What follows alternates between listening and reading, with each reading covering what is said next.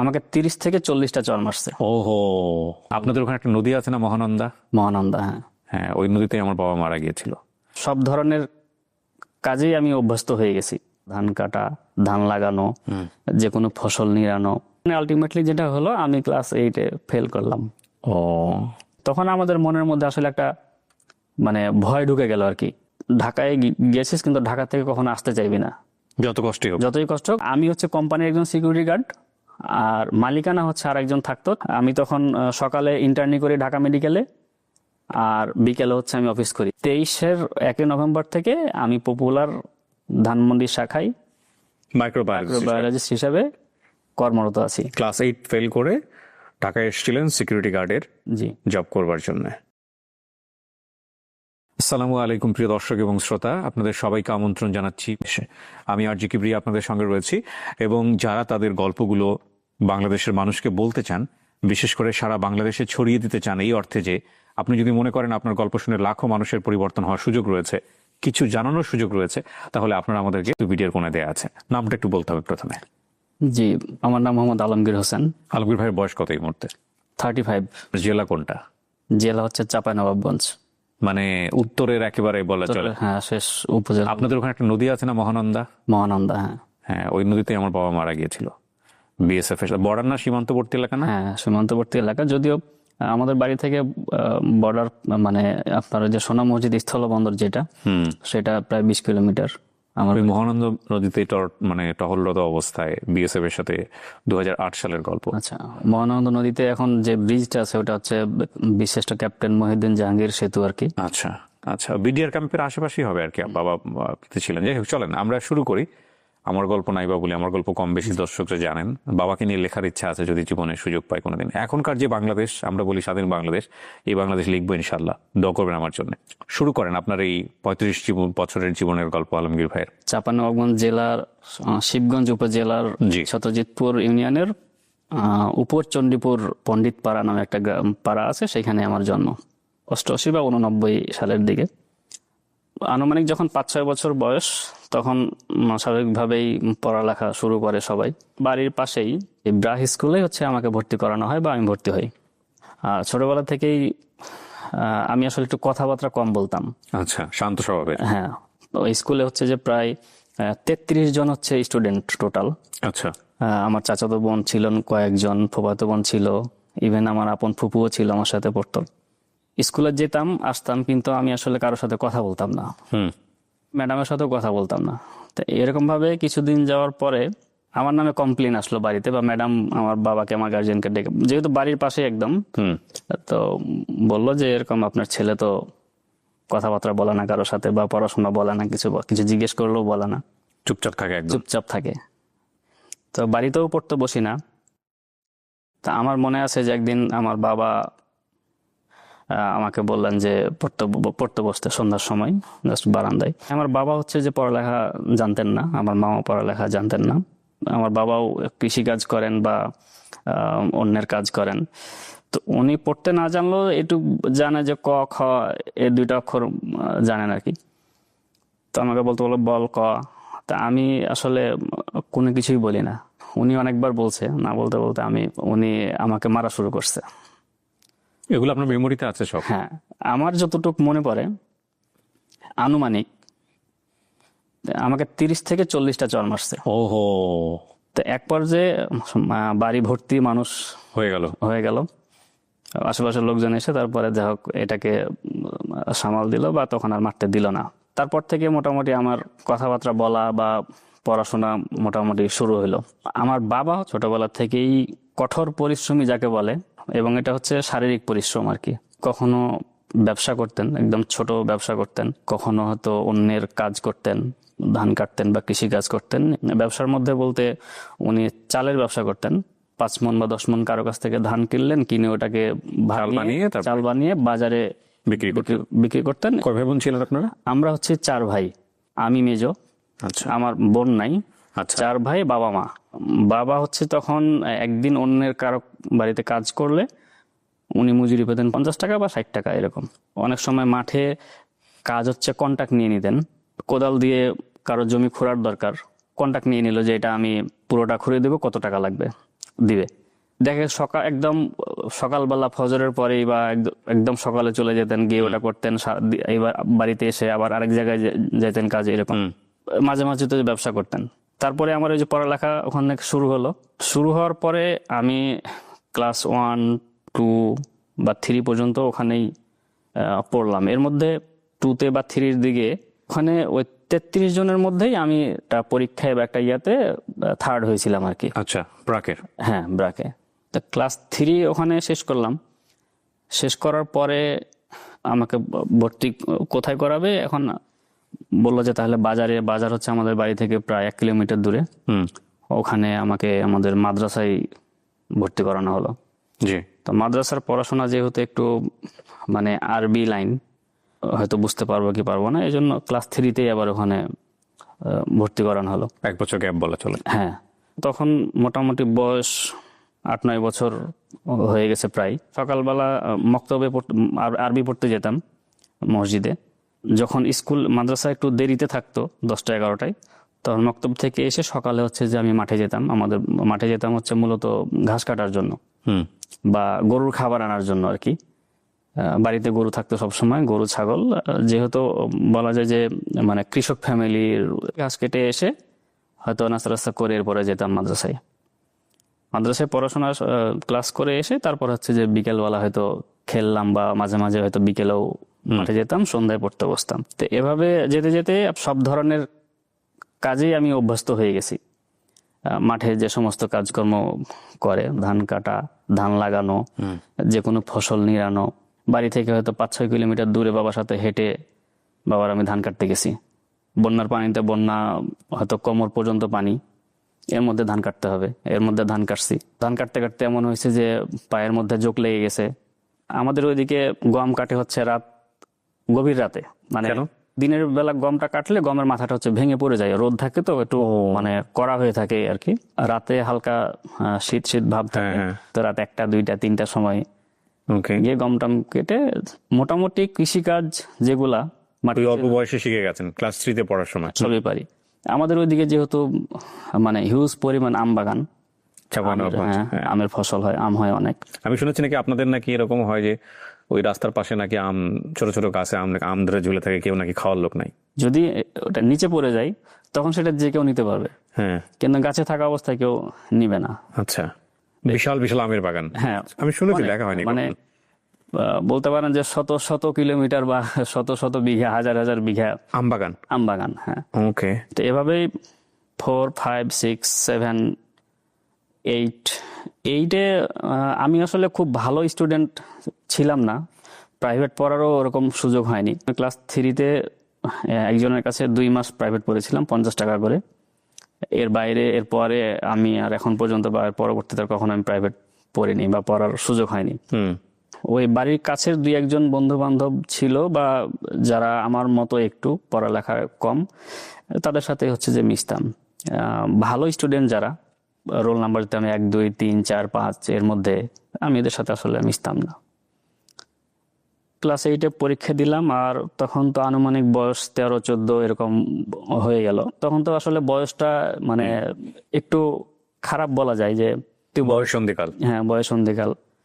তো ভালো মন্দ অনেক মানে চিন্তা ভাবনা মাথার মধ্যে আসে। আলটিমেটলি যেটা হলো, আমি ক্লাস 8-এ ফেল করলাম। বাড়িতে বলতে পারলাম না, কারণ বাড়িতে বললে হয়তো বা বকা দিবে। বাড়িতে বললাম যে হ্যাঁ পাস করছি, আমার 9-এ বই কিনতে হবে। আনুমানিক আমি 900 টাকা দিয়ে তখন বই কিনেছিলাম। বই কিনছেন 9-এর? ঈদের সময় আমি হচ্ছে যে 15 থেকে 20 টাকা হচ্ছে যে আমরা ঈদের দিন পেতাম আর কি, 4 ভাই মিলে। সালামি বলেন আর যাই বলেন, ওটা নিয়ে হচ্ছে আমরা ঈদের দিন ঈদে যেতাম। যাই হোক, আমি এরপরে ওই যে ফেল করলাম, বই কিনলাম। বই কেনার পরে এখন আমি 2-1জনের সাথে কথা বললাম, তো বললো যে এইটে ফেল এটা কোনো সমস্যা না, এখন একটা অ্যাপ্লিকেশন করতে হবে, প্রিন্সিপাল বরাবর অ্যাপ্লিকেশন করলে পরে হচ্ছে যে ক্লাস করা যাবে। কিভাবে অ্যাপ্লিকেশন করব, কার বরাবর করব না করব, তো এইগুলো আমার কাছে কেন জানি আনইজি লাগে। এই করব করতে করতে আর অ্যাপ্লিকেশন আর করা হয় না।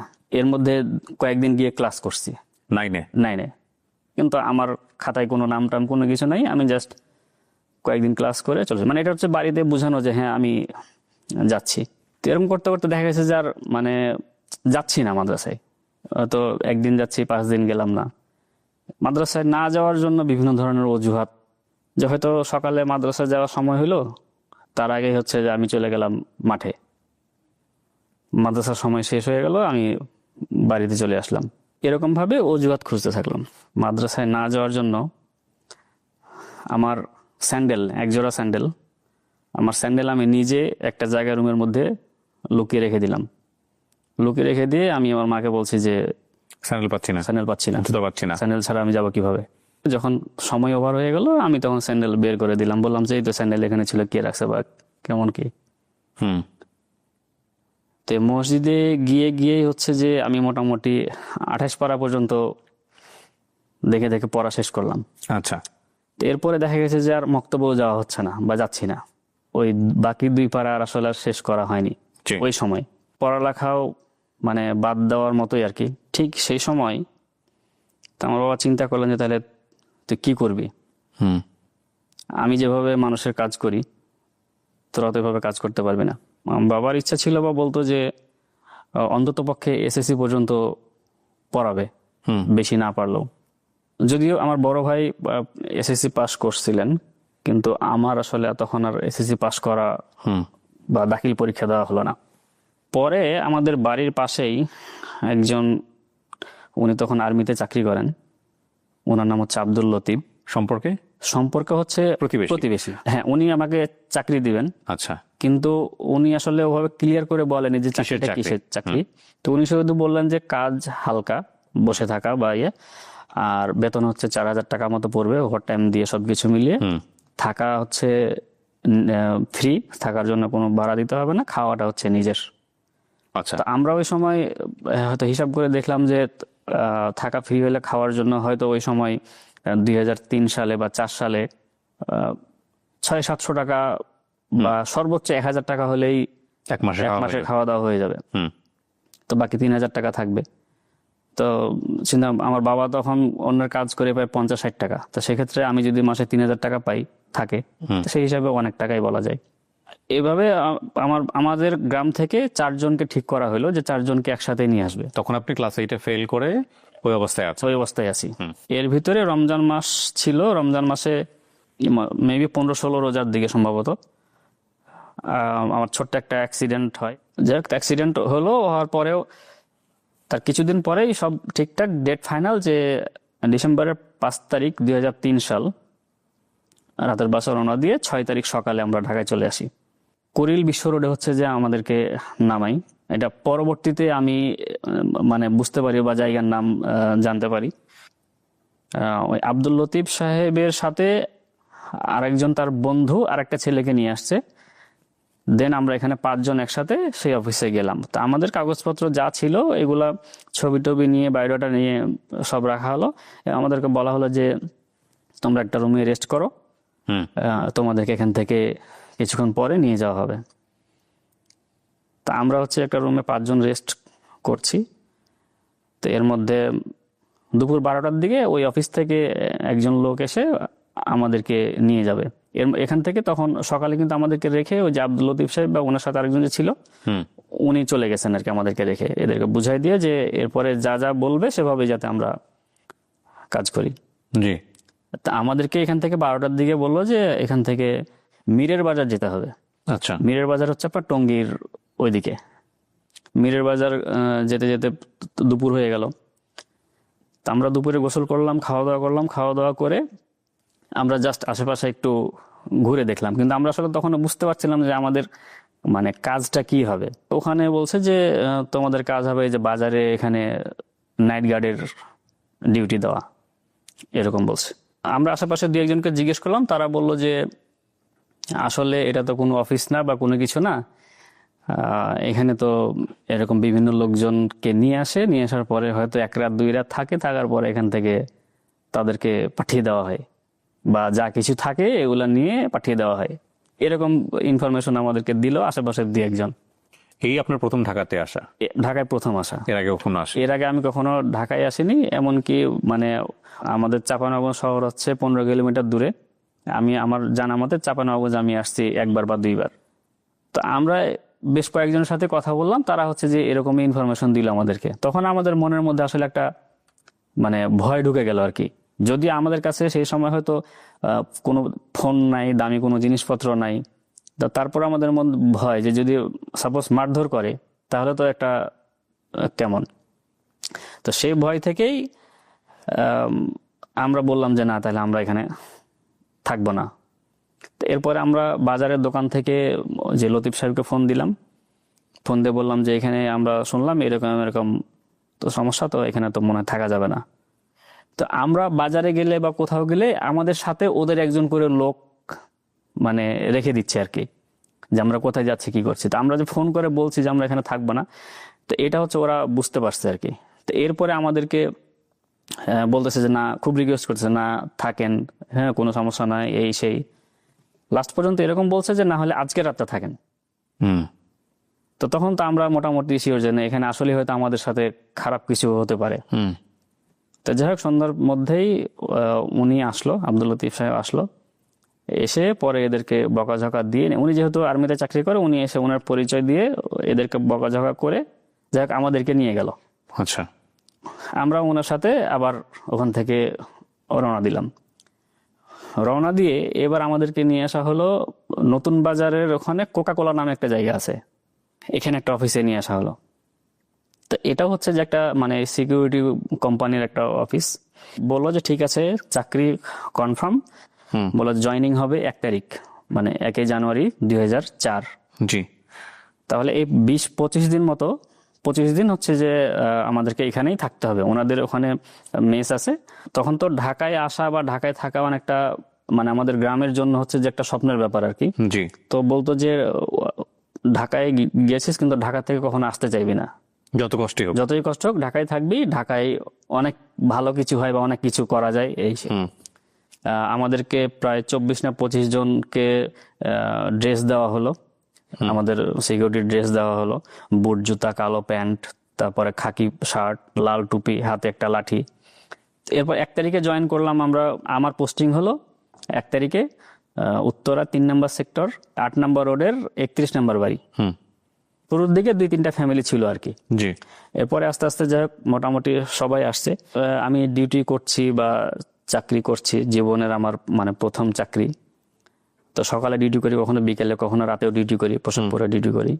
এর মধ্যে যেটা হলো যে আমাদেরকে বলা হলো আমাদের স্যালারি হচ্ছে 1950 টাকা, মানে 2000 টাকা স্যালারি, 50 টাকা হচ্ছে কেটে রাখে, 1950 টাকা দিবে।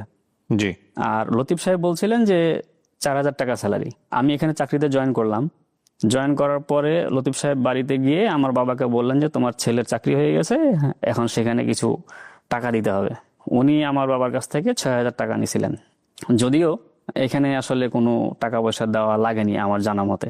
আচ্ছা। পরে বাড়িতে গেলে তখন আমার বাবা আমাকে বলছিলেন যে উনি 6000 টাকা নিছে। 17 দিন পরে হচ্ছে কুরবানি ঈদ আসে, কিন্তু ঈদে আমার বাড়ি যাওয়া হয় না। আমি ফার্স্ট হচ্ছে যে ঢাকায় বা বাড়ির বাইরে ওই ঈদটা আমার করতে হয়। 3-4 মাস যাওয়ার পরে একটা ঘটনা ঘটে, সেটা হচ্ছে যে কোনো একদিন রাতে গাড়ি নিয়ে আসা পার্কিং করার সময় গ্যারেজে যেহেতু গ্যাস লাইন থাকে, তো এই গ্যাস লাইনের ধাক্কা লেগে মানে একটা লিকেজ হয়ে গেছে। গ্যাস লাইনের লিকেজ? হ্যাঁ, লিকেজ। এটা ঠিক করতে প্রায় 2000 টাকা খরচ হয়, এবং এই 2000 টাকা আমরা যে সিকিউরিটি 4 জন ছিলাম, এই 4 জনের কাছ থেকে 500 টাকা করে জরিমানা নেওয়া হয়। আমরা অনেক রিকোয়েস্ট করছিলাম যে আমাদের কাছ থেকে যাতে নেওয়া না হয়, যে আমাদের স্যালারি হচ্ছে 1950 টাকা বা 2000 টাকা। ইঞ্জিনিয়ার স্যার উনি বারবার বলছিলেন যে না, তোমাদের কাছ থেকে জরিমানা না নিলে তোমাদের শিক্ষা হবে না, এবং তোমরা এরকম ভুল বারবার করতে থাকবা। আমাকে জুলাইয়ের 1 তারিখ ওখান থেকে ট্রান্সফার করে আমাকে আদাবরে নিয়ে আসে, রোড নাম্বার 8। তো এর মধ্যেই মাসখানেক যাওয়ার পরেই আমার স্যালারি হয়। আমার টাকাটা আমি রাখি এক জায়গায়, আমার সাথে আমি আর একটা ছেলে ছিল। স্যালারি পাওয়ার পরের দিন আমার টাকাটা যাই হোক রুম থেকেই মিসিং, চুরি হয়ে যায়। তো ওখানে আর কেউ থাকে না, আমরা 2 জনই থাকতাম। এবং হয়তো সে স্বীকার করেনি, বাট আমার এখন পর্যন্ত বিশ্বাস যে সে ছাড়া আর কেউ নেয় নাই। এখানে 8 তলা বিল্ডিং, এখানে অনেক মানুষ অনেকেই থাকে। কয়েকজনের নাম মনে আছে আমার, যেমন Abdullah sir, Matin sir, Lutfur Rahman, Zaman sir, Siddique sir, Akhtaruzzaman sir এবং রেশমা আপা, ওনারা হাজব্যান্ড ওয়াইফ। এর মধ্যে আখতারুজ্জামান স্যারের সাথে আসলে একটু কথাবার্তা হয় বা উনি ভালো মন্দ জিজ্ঞেস করে। তো আমার টাকা হারানোর পরেই, ওই সময় বন্যার সময় ছিল, আমাকে বলে যে বন্যা হচ্ছে সব দিকে, তোমার বাড়ির কি খবর, তোমাদের এদিকে বন্যা হচ্ছে কিনা? আমি বললাম না স্যার, আমাদের দিকে তো বন্যাটা একটু কম হয়, আবার আমি কয়দিন থেকে বাড়িতে কথা বলতে পারিনি। কেন কেন কি হয়েছে? বলছে না স্যার একটু সমস্যা এই জন্য। তো আমি আসলে বলতে চাচ্ছিলাম না ওনাকে, পরে উনি অনেক রিকোয়েস্ট করলেন, তো বললাম যে আমার এরকম টাকা হারিয়ে গেছে 1800।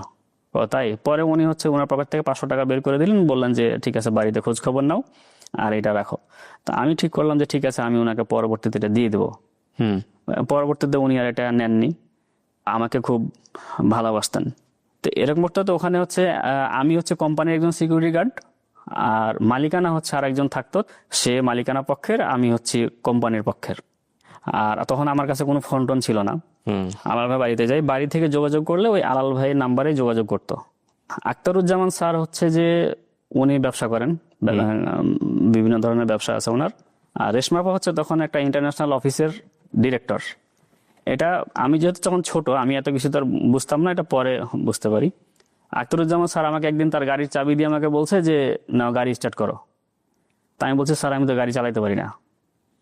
তো উনি আমাকে বললেন যে তুমি গাড়ি চালাতে পারো না কেন, গাড়ি চালানো শিখো না কেন, এরকম ভাবে বললেন। তো ওনার কথাটা আমার কেন জানি ভালো লাগলো। এরপরে আমি করলাম কি, ঠিক আছে তাহলে গাড়ি চালানো শিখবো, সিকিউরিটি চাকরি বাদ দিয়ে ড্রাইভার হব। এটার থেকে ওটা অনেক ভালো। তা আমি করলাম কি, পাশে খোঁজ নিয়ে গাড়ি চালানো শেখা শুরু করলাম। আমি প্রায় 3 মাস গাড়ি চালানো শিখলাম, লাইসেন্স বের করার জন্য বাড়ি থেকে টাকাও নিয়ে আসলাম, 4000 টাকা। এর মধ্যে কিন্তু আমাকে ওখান থেকে ট্রান্সফার করে নেওয়া হলো। এখান থেকে আমাকে নিয়ে যাওয়া হলো পরের দিন গাজীপুরের বাহাদুরপুর একটা গ্রামের ভিতরে একটা ফ্যাক্টরিতে, যে ওখানে চাকরি করো। তো ওখানে আমি ডিউটি শুরু করলাম। এর মধ্যে আমি ঠিক করলাম যে আমি আর সিকিউরিটি গার্ডে চাকরি করব না। আমি আখতারুজ্জামান স্যারকে ফোন করলাম, ফোন করে সবকিছু বললাম যে স্যার আমি আর সিকিউরিটি গার্ডে চাকরি করতে চাই না, আপনি একটু অন্যদিকে আমার ব্যবস্থা করেন। বলছে ঠিক আছে, তুমি একটু ধৈর্য ধরো, তুমি কোম্পানি থেকে চাকরি ছেড়ে দাও, দেন কাগজপত্র একটা অফিসে দিয়ে আসো। তা আমি ওখানে 23 দিন ডিউটি করার পরে আমি চাকরি ছেড়ে দিলাম। চাকরি ছেড়ে দিয়ে স্যারের কথা মতো আমি যে কাগজপত্র সব যা ছিল আমার কাছে, এগুলা আমি এনজেন্ডার হেলথ নামে একটা অফিসে এখানে দিয়ে আসলাম। দিয়ে আমি চলে গেলাম বাড়িতে। স্যার বললো যে হয়তো কিছুদিন সময় লাগবে, তুমি বাড়িতে থাকো। বাড়িতে যোগাযোগের জন্য আমি একটা নাম্বার স্যারকে দিয়ে রাখলাম। তো স্যার 14 দিন পরে আমাকে ফোন দিলেন। আর এর মধ্যে যে অনেকেই আমাকে নেতিবাচক মন্তব্য করলো, যে তুই চাকরি বাকরি ছেড়ে দিয়ে কেন ঢাকা চলে আসি, তোকে কে চাকরি দিবে, এই সেই। তো অনেকেই খারাপ মন্তব্য করতো। তারপরেও আমি বিশ্বাস করছিলাম যে না, স্যার যেহেতু বলছে আমাকে অবশ্যই চাকরি দিবে। তো যাক 14 দিন পরে স্যার আমাকে ফোন দিয়ে ডাকলেন, ঢাকায় আসলাম, ইন্টারভিউ দিলাম। ইন্টারভিউ বুঝতে পারছেন তখনও আমি 8 ফেল। তো ওখানে আমার থেকে অনেক শিক্ষিত অনেকেই ইন্টারভিউ দিছে। তা আমার ইন্টারভিউ খারাপ হলো, স্যারকে ফোন দিয়ে বললাম যে ইন্টারভিউ ভালো হয়নি। পরবর্তীতে স্যার বললো ঠিক আছে, সমস্যা নাই, তোমার 2 মাস মতো সময় লাগবে। তো 2 মাস আমি কি করব, 2 মাসের জন্য বাড়িতে আমি আর যাবো না ঠিক করলাম, যেহেতু অনেকে অনেক কথা বলছে। এর মধ্যে আমার বড় ভাই গাজীপুর কোনাবাড়িতে একটা ফ্যাক্টরিতে চাকরি করে তখন। তা আমি আমার বড় ভাইকে বললাম যে তাহলে তোমার ওখানে দেখো চাকরি হবে কিনা। তো বড় ভাইয়ের ওখানে চাকরি বললো যে এখানে চাকরি হবে, কিন্তু ভিতরে এখন লোক নিচ্ছে না, কিন্তু এখানে যে সিকিউরিটি কোম্পানি আছে সেখানে চাকরি হবে। তো সেখানে আমি সিকিউরিটি চাকরি নিলাম, 1 মাস সিকিউরিটি চাকরি করলাম ওখানে। তারপরে ভাইয়ের সাথে ভিতরে ঢুকলাম ওয়ার্কার হিসাবে। তো ওটা একটা চীনামাটির ফ্যাক্টরি। তো ওখানে প্রায় 6 মাস চাকরি করার পরে, এর মধ্যে আমি স্যারের সাথে মাঝে মাঝে কথা বলি, আখতারুজ্জামান স্যারের সাথে। এরকম করতে করতে প্রায় 6 মাস চলে যায়। ওখানে দোকানের একটা নাম্বার দিয়ে রাখছিলাম স্যারের কাছে। 12 ডিসেম্বর 2005 আখতারুজ্জামান স্যার আমাকে ফোন করে বললো যে তোমার 15 তারিখে জয়নিং, তুমি সেভাবে ঢাকায় চলে আসো। তো আমি 15 তারিখে যথারীতি আগের দিন এসেই আগারগা চাস্তা ভাইয়ের কাছে ছিলাম। তারপরে 15 তারিখ ওখানে জয়নিং করলাম। তো জয়নিং করলাম, আমাকে প্রথমে হাতে ঝাড়ু বালচা দিয়ে বলা হলো যে নতুন অফিস ট্রান্সফার হবে, ওখানে গিয়ে একটু পরিষ্কার পরিচ্ছন্ন করতে হবে। তো ওখানে গিয়ে পরিষ্কার পরিচ্ছন্ন শুরু করলাম। আখতারুজ্জামান স্যারকে ফোন দিয়ে বললাম, তো স্যার শুধু বললেন যে যা করতে বলে তুমি করতে থাকো, সমস্যা নেই। ওই দিন প্রায় 3টা পর্যন্ত ওখানেই ছিলাম, কাজকর্ম করলাম। আমি ওই দিন সারাদিন আমার মনে আছে আমি কোনো কিছু খাওয়া হয়নি, আর আমি যেহেতু তেমন কাউকে কিছু বলিও নি। 3টার পরে গিয়ে অফিসে খাওয়া দাওয়া করলাম। তো যাই হোক, আমি এখন এনজেনার হেলথে চাকরি করছি, মানে ক্লিনার হিসেবে। এটা অফিস বয় কাম গার্ড বা ক্লিনার, পিয়ন, সাপোর্ট স্টাফ যা বলেন, আরো 4-5 জন ছিল, সবার কাজ একই রকম। থাকতে থাকতে এক পর্যায়ে প্রায় 2 বছর তাদের সাথে থাকার পরে আমরা ওখানে 8-9 জন ছিলাম। তো একজনের সাথে একটু কথার অমিল হলো, আমি বাসাটা চেঞ্জ করব ঠিক করলাম। কিন্তু আমার যেহেতু এক পরিচিত তেমন কেউ নাই, ওই সময় আমি মসজিদে নামাজ পড়তে গিয়ে আসলে শামীম ভাইয়ের সাথে পরিচয় হয়। শামীম ভাই দিনাজপুর বাড়ি। তো শামীম ভাইকে বললাম বাসা চেঞ্জ করব। সে হচ্ছে তার পরিচিত শাহাদাতের সাথে কথা বলে দিয়ে তার বাসায় আমাকে উঠতে বলে। আচ্ছা। আমি শাহাদাতের বাসায় উঠলাম। উঠার পরে এখানে হচ্ছে যে সবাই বেশ শিক্ষিত, কেউ ডাক্তার, কেউ হচ্ছে MBA পড়ে, কেউ BBA পড়ে, অনার্স পড়ে, ডিপ্লোমা পড়ে, এরকম। তো সবাই খুব শিক্ষিত। শাহাদাতের বাড়ি হচ্ছে কুমিল্লা। তো কিছুদিন যাওয়ার পরে শাহাদাত হচ্ছে যে আমাকে বলে যে চাইলে আপনি পড়াশোনা করতে পারেন। কিভাবে সম্ভব? বলল যে উন্মুক্ততে আপনি পড়াশোনা করতে পারবেন। তা আমি বললাম এটা ঠিক আছে, যদি সম্ভব হয় তাহলে করব। খোঁজ খবর নিয়ে দেখলাম যে ও ভর্তি হবে আরো 5-6 মাস পরে। এর মধ্যে সে আমার জন্য কুমিল্লা থেকে গাইড টাইড নিয়ে এসে আমাকে বললো যে তুমি তাহলে পড়াশোনা শুরু করো। ওকে। তা আমি আমার মতো করে পড়াশোনা করছি যখন যেভাবে সুযোগ পাই। কিন্তু আমার পড়াশোনাটা হচ্ছে আমি কাউকে বলি নাই যে আমি পড়াশোনা শুরু করছি। এর মধ্যে ভর্তি হলাম ধানমন্ডি গভর্নমেন্ট বয়েজ কলেজে, সেন্টারে ভর্তি হলাম। ভর্তি হওয়ার পরে 9-এ পরীক্ষা দিলাম। 9-এর পরীক্ষা দিয়ে পাশ করলাম। এরপরে 10-এর পরীক্ষার শুরু কিছুদিন আগেই শাহাদাত ওখান থেকে চলে যাই, তো সেই আমাকে পড়াইতো। পড়তেন কিভাবে এর মধ্যে কাজ করে? মানে আমি সকাল 7টা থেকে 3টা পর্যন্ত অফিস করতাম, মাঝে মাঝে হয়তো ওভারটাইম করা লাগে একটু বেশি সময়, সন্ধ্যার পরে গিয়ে বাসায় গিয়ে পড়াশোনা করতাম। আচ্ছা আচ্ছা, ওকে। তারপর এরপরে পরীক্ষার আগে আমার মনে আছে অঙ্ক পরীক্ষার 2 দিন আগে সুফিয়ান নামে একটা ছেলে আমাকে বলছে যে ভাই আপনি তো পরীক্ষা দিবেন, তো আপনার অঙ্ক কত দূর কি? তো উনি সে সব দেখে টেকে বললো যে আপনি তো এই পরিমাণ অঙ্কতে পাশ করতে পারবেন না। তখন পরের দিন হচ্ছে ঠিক করলাম, ঠিক আছে আগামীকালকে সারাদিন আমরা 2 জন অঙ্ক করবো, বা সে আমাকে অঙ্ক করাবে। আমার মনে আছে পরের দিন আমি মিথ্যা কথা বলে অফিসে যাইনি, সারাদিন 2 জন মিলে অঙ্ক করি। এবং আমার মনে আছে যে আমরা 2 জনে প্রায় 18 ঘন্টা হচ্ছে ওই দিন পড়াশোনা করি। এর মাঝে হয়তো জাস্ট খাওয়া আর গোসল ছিল। তারপরে অঙ্ক পরীক্ষা দিলাম, যাক পরীক্ষা ভালো হইলো। এর মধ্যে আমার ফ্রেন্ড আসছে আমার কাছে বেড়াইতে, আমি বইটই সব গুছাই রেখে দিয়েছি যাতে কোনোভাবে বুঝতে না পারে যে আমি পড়াশোনা করি। যদি আমি শেষ করতে না পারি তাহলে খামাকে আগে ফ্লাশ করে লাভ কি? আচ্ছা। একদিন পরীক্ষার দিন আমার আপন বড় ভাই আমার কাছে আসছে তার পরীক্ষায়, একটা চাকরি পরীক্ষা দেওয়ার জন্য। তাকে সকালে তার পরীক্ষা দিতে নিয়ে গেছি আগারগা। তাকে বাসায় রেখে দুপুর 2টা থেকে আমি বলছি যে তুমি বাসায় রেস্ট করো, আমি আসছি। আমি তাকে বাসায় রেখে আমি পরীক্ষা দিতে গেছি, আমার পরীক্ষা দিয়ে আবার সন্ধ্যার সময় আসছি। দেন পরে বড় ভাই চলে গেছে। তো যাক SSC শেষ হলো, রেজাল্ট হয়নি তার আগেই ঠিক করলাম যে SSC যেহেতু দিলাম তাহলে আরো পড়াশোনা করি। এরপরে আজাদ ভাই ছিল তখন, আজাদ ভাইয়ের সাথে খোঁজ খবর নিয়ে দেখলাম যে তখন কারিগরি শিক্ষা বোর্ডের আন্ডারে মানে প্যাথোলজিতে ডিপ্লোমা করা যায় বা ল্যাবরেটরি মেডিসিনে, ওখানে ভর্তি হলাম। কিন্তু তখন আমার রেজাল্ট পাবলিশড হয়নি। প্রিন্সিপাল স্যার বললেন যে তুমি ভর্তি হতে পারো, তবে তোমার ভর্তির টাকা 10,000, আর তুমি যে কয় মাস ক্লাস করবা এটার বেতন যদি বাদ চলে যাবে যদি তুমি পাস করতে না পারো, আমি এখন ভর্তি নিতে পারবো। আমি রিস্ক নিয়ে ভর্তি হয়ে গেলাম। আমার বিশ্বাস যে আমি 2.50 বেশি পাবো। আমি 3.05 পেলাম, SSC পাস করলাম। হ্যাঁ, 3.05 পেলাম। পরে ক্লাস চলছে ওখানে শুক্রবার আর শনিবার ক্লাস হয়, আর আমার অফিস আবার তখন শুক্রবার শনিবার ছুটি থাকতো। জি। তো ডিপ্লোমার ক্লাসও চলছে, এর মধ্যে আমি তখন অফিসে জানালাম যে আসলে আমি এখন পড়াশোনা করছি, আমার একটু সুযোগ সুবিধা দরকার। পরবর্তীতে ক্লাস করার জন্য বাকি দিনগুলোতে আমার অফিস টাইমটা বিকেলে করে দিলেন। এভাবেই মনে করেন আমার ডিপ্লোমাও শেষ হলো। এর মধ্যে আমি যেটা করছি, আমার বাড়িতে গিয়ে একদিন সবাইকে সন্ধ্যায় ডেকে বললাম। তো সবাইকে ডেকে বলার পরে সবাই বেশ খুশি হলো আর কি, যে যাক আবার পড়াশোনা চলছে। দেখতে দেখতে ডিপ্লোমা শেষ হয়ে গেল। ডিপ্লোমাতে পেলাম হচ্ছে SSC পরে এমনি ডিপ্লোমা করেছেন? SSCর পরে ডিপ্লোমা। কারিগরি শিক্ষা বোর্ডের আন্ডারে তখন SSCর পরেই করা যেত, যে কোনো বয়সে করা যায়। ডিপ্লোমাতে আমি 3.68 পেলাম আউট অফ 4। ওকে। ইভেন আমার একটা এক্সামের মধ্যে আমি সবার থেকে হাইস্ট নাম্বারও পেয়েছিলাম আর কি, ফিজিওলজি পরীক্ষায়। 18 জানুয়ারি 2014-তে আমি হচ্ছে যে বিয়ে করি। তখন আমার ডিপ্লোমা ফাইনাল ইয়ারে। আমি তখন সকালে ইন্টার্নি করি ঢাকা মেডিকেলে, আর বিকেলে হচ্ছে আমি অফিস করি। এভাবে প্রায় 4 মাস সকাল 7টা থেকে বলতে পারেন রাত 11টা পর্যন্ত একদম কন্টিনিউ। কিসের ইন্টার্ন করেন? ডিপ্লোমাতেই লাস্ট একটা সেমিস্টারে ইন্টার্নি করতে হয় যে কোনো একটা মেডিকেল কলেজে। আচ্ছা, ডিপ্লোমাটা কিসের উপর ছিল? ওই যে প্যাথোলজিতে। প্যাথোলজির উপরে। ওকে। ডিপ্লোমাটা 15 সালে শেষ হয়ে গেল। জি। তা আমি মোটামুটি কনফার্ম যে এখন আর পড়াশোনা আমার হবে না, পড়াশোনা আর করবো না। ওকে। তো এভাবে করতে করতেই প্রায় বছর খানেক চলে গেল। ওই অফিসের যে প্রধান ডাক্তার আবু জামিল ফয়সাল স্যার বললো যে তুমি এটাতে পার্ট টাইম কোথাও চাকরি করো। আচ্ছা। তা আমি পার্ট টাইম কিছুদিন খুঁজলাম, খুঁজে পেলাম না, না পাওয়ার কারণে আর স্যার বললো যদি পড়াশোনা করতে চাও তাহলে শুক্রবার শনিবার ক্লাস হয়, এরকম কোথাও যদি করতে পারো তাহলে করতে পারো। আচ্ছা। এর মধ্যে প্রায় বছর খানেক চলে গেল। হঠাৎ করে আমি আমার ডিপ্লোমার ছোট ভাই ও সুজন ভাই নামে একজনের সাথে দেখা হয় একটা ডায়াগনস্টিকে মোহাম্মদপুরে। তো সে তখন বলল যে সে প্রাইম এশিয়া ইউনিভার্সিটিতে এরকম মাইক্রোবায়োলজিতে শুক্রবার শনিবার ক্লাস করে এবং ওখানে প্রফেশনালদের জন্য এরকম সুযোগ আছে। আমি আর শরীফুল্লাহ পরের সপ্তাহে গিয়ে ওখানে খোঁজ খবর নিলাম, প্রাইম এশিয়াতে খোঁজ খবর নিয়ে সবকিছু জেনে অফিসে এসে স্যারকে বললাম। স্যার ফয়সাল স্যার বললেন আচ্ছা ঠিক আছে তাহলে ওখানে তুমি ভর্তি হও। আমি আর কোনো কিছু চিন্তা না করে আমি ওখানে মাইক্রোবায়োলজিতে অনার্স করার জন্য ভর্তি হয়ে গেলাম।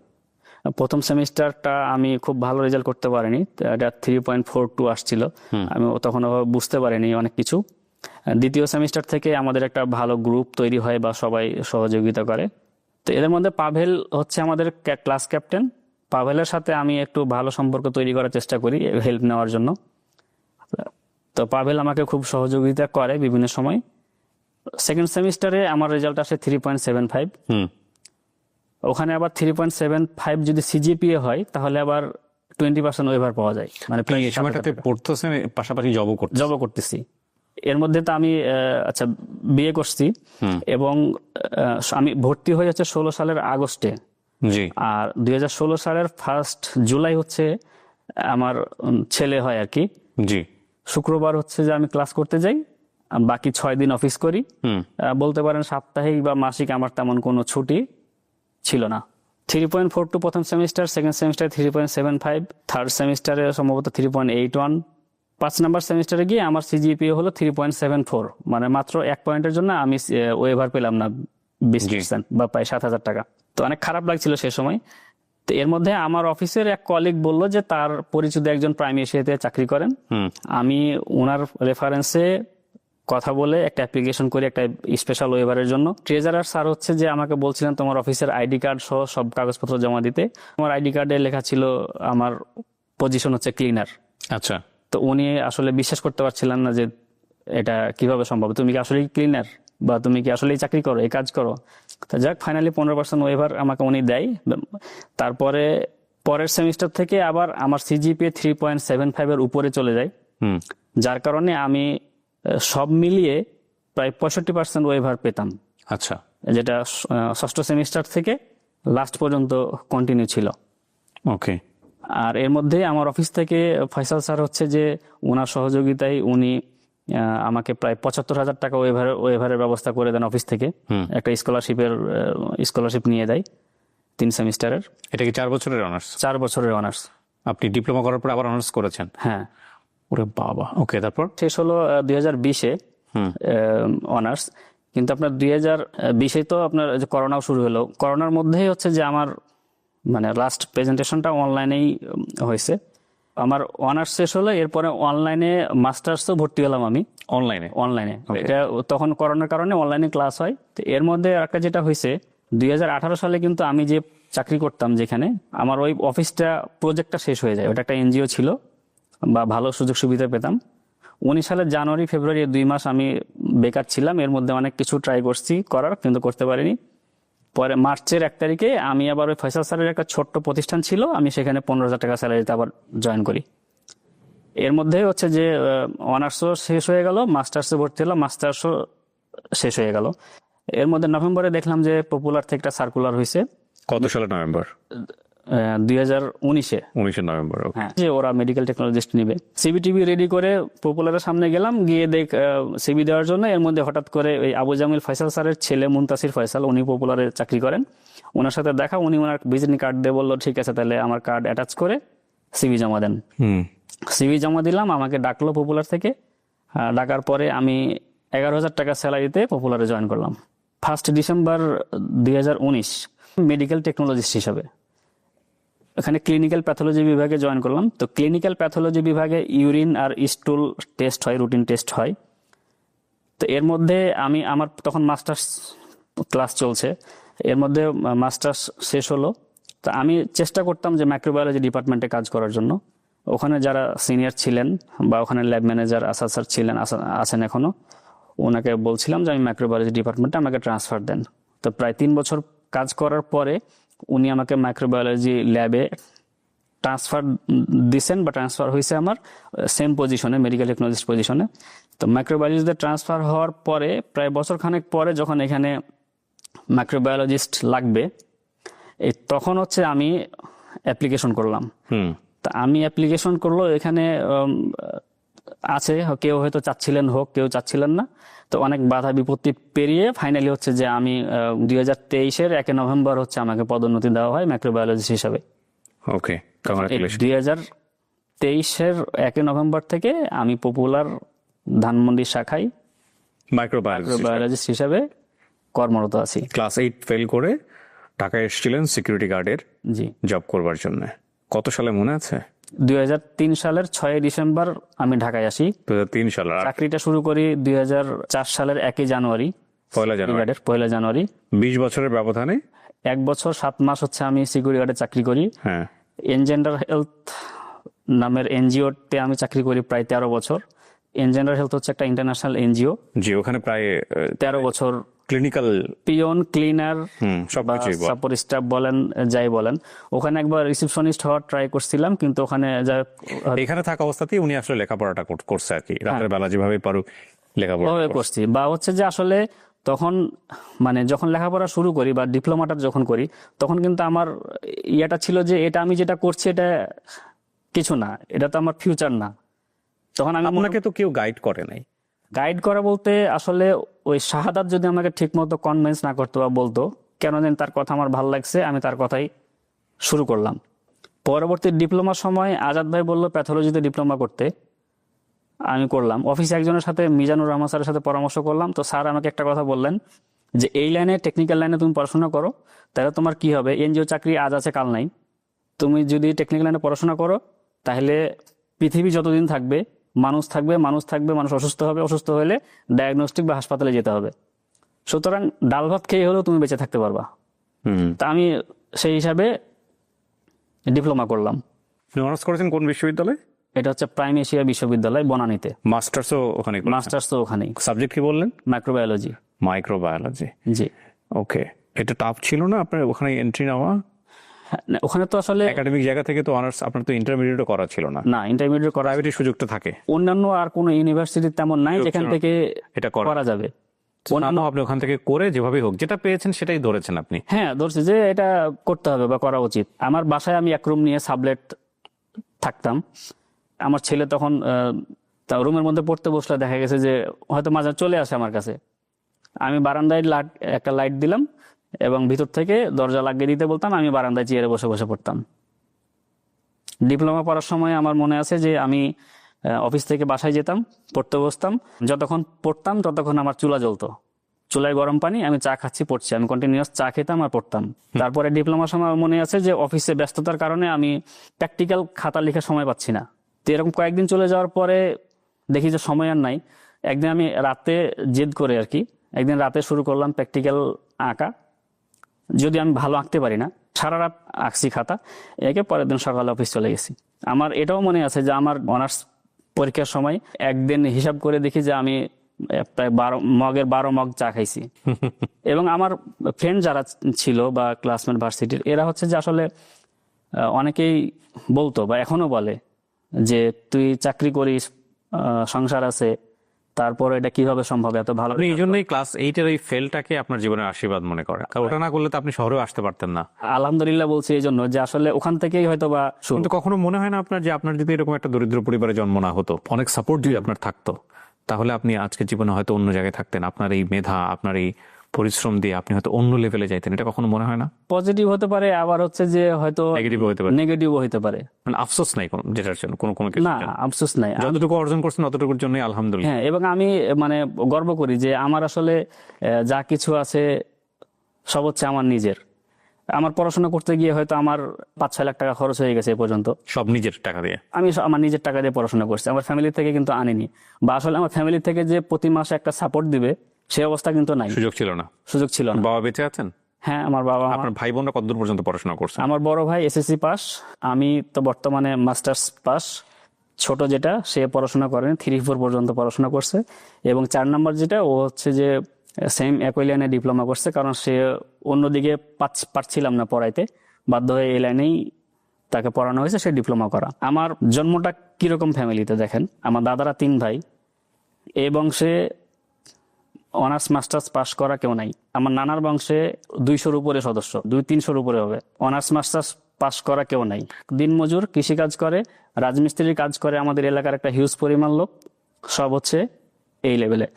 তাদের মধ্যে থেকে আমি আজকে এই জায়গাটায়, আমি এই জায়গায়। আপনার কাছে মনে হতে পারে যেটা একটা ক্ষুদ্র, মানে ক্ষুদ্র একটা অর্জন, কিন্তু আপনি যদি একটু চিন্তা করেন যতটুকু যুদ্ধ সে নিজের জীবনে করে আজকে নিজের জায়গাটায় নিয়ে আসছে, যে পরিবর্তনটুকু ঘটিয়েছে, এই যুদ্ধটুকুকেই আমরা অনেক বড় করে দেখতে চাই।